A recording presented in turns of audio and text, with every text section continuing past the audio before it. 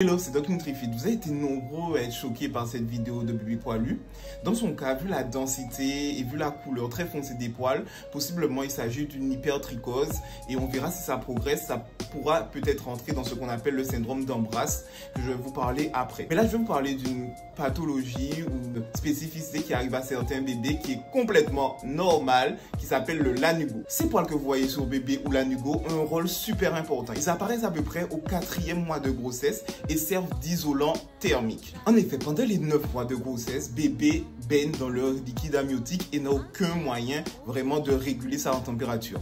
Donc ce fin duvet de poil ou lanugo avec le vernix va servir de chauffage si vous voulez à bébé. En temps normal, ce lanugo tombe un petit peu avant la naissance et pour permettre l'apparition des vrais poils. Mais chez certains bébés et notamment chez les prématurés qui sont nés un petit peu avant le terme, ils persistent au moment de la naissance et c'est pour ça que vous avez les petits bébés qui sont poilus. Ces poils sur bébé vont disparaître quelques semaines après la naissance. Donc vous aurez un bébé avec de beaux petits poils, ne vous inquiétez pas.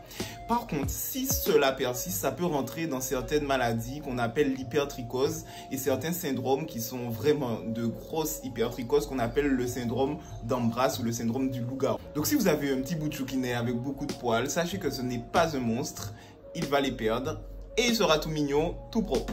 Allez, c'était Doc Nutrifit et abonnez-vous pour plus d'informations santé.